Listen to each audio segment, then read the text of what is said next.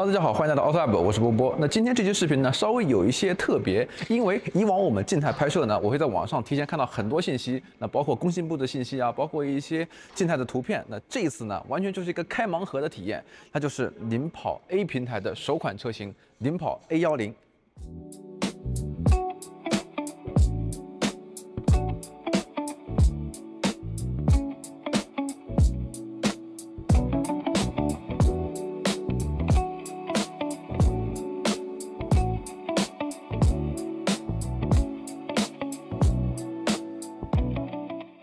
那由于是个開盲盒的體驗啊，所以就特別考驗它這個第一印象。我直到走進這扇門，我才第一次看到它。它給我的第一印象呢還是不錯的，尤其是這個叫做海苔綠的顏色，我覺得給人營造的一個感覺呢還是很精緻的一個城市 SUV 的風格。那同時呢，它一個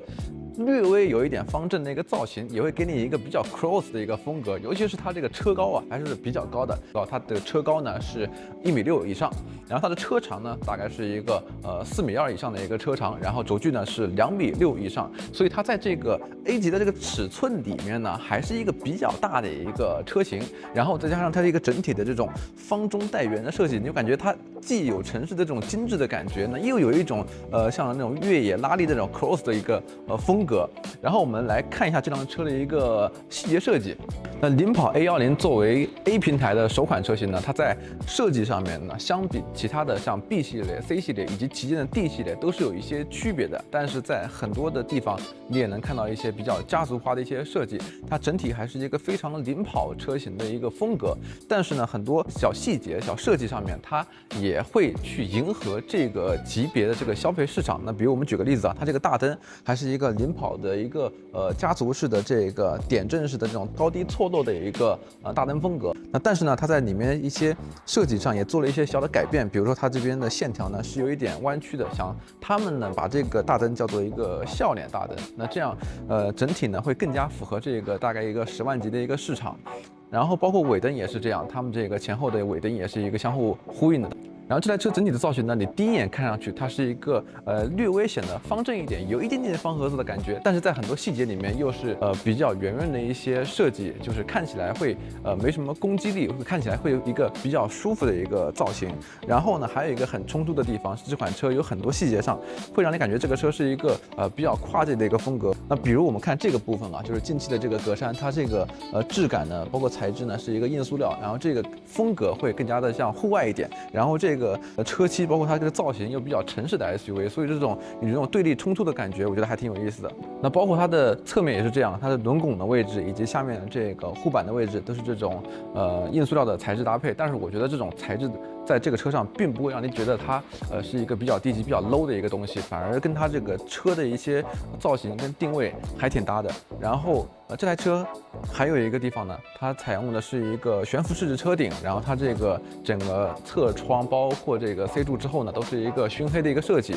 所以它整體車的一個渾然一體的感覺是營造的比較好的。然後呢，它採用的是一個機械的門把手，它裡面是沒有那種微動開關的，就是一個機械的一個把手。那包括它這個水切的設計啊，它雖然不是那種比較流行的隱藏式的水切，但是它這個整體這種平面的這種水切設計，會讓你感覺它還是比較精緻的。那剛才我們講這款車給你的第一印象，它會有一點點方盒子的感覺，這種感覺是怎麼來的呢？我覺得 A 柱是一個很重要的一個點，因為它的 A 柱，它這個角度是要比一般的這個級別的 SUV 都要更加的會垂直一些，就它這個 A 柱的落點位置它是比較靠後的，如果它再垂直一點，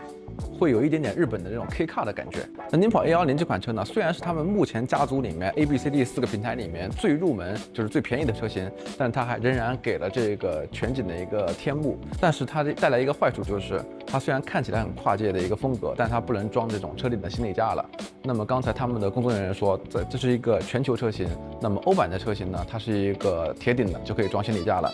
那麼在我們國內的話，我覺得我們國內用戶會對這個天幕更加的青睞一些。這款車的一個車尾的設計呢，讓我想到了一台車，就是他們隔壁的鄰居 Smart， 但是我覺得這兩台車呢，它是有各自的一個風格和特點的。那其他的配置方面呢，這台車沒有後雨刮，但我覺得這不是什麼特別大的問題。然後上面呢，包括下面各有一顆攝像頭，一顆用於 ADAS， 另一顆呢是用於這個360度全景影像。那提到這個 ADAS 的攝像頭，我們可以看到它前面呢也是有一顆激光雷達的。那雖然呢這款車它的最終售價它可能還不到10萬塊錢，但是它激光雷達包括高級別的輔助駕駛的硬件都給你預留好了。那麼後面呢可以通過軟件 OTA 去給你這些，比如說城市領航啊這些比較高階的輔助駕駛功能。那目前針對這款領跑 A10呢，我們確實沒有更多的信息。那今天我们主要的目的就是來鑑賞，來看一看這台車長什麼樣。在設計方面呢，我覺得我個人可以給它打一個比較高的分數。總體的設計我覺得還是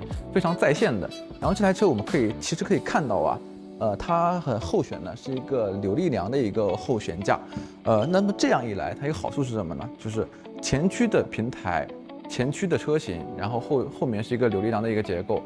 它的後備箱空間一定很大。那今天我們不能拍內飾啊，但是剛才已經偷偷的看了一眼，它這個後備箱的一個挖空的空間確實很大，大家日後可以期待一下。那關於這台領跑 A10呢，目前我們還沒有更多的信息，那包括它連工信部都還沒有登錄，那所以呢，我們可以對它的一個價格做一個大概的預估。那麼我個人猜測，它的價格可能在8、9萬塊這樣子，當然猜錯不負責任啊。它的這個車型的競爭對手呢，可能包括了像元UP，那它是高度对標比亞迪的元UP。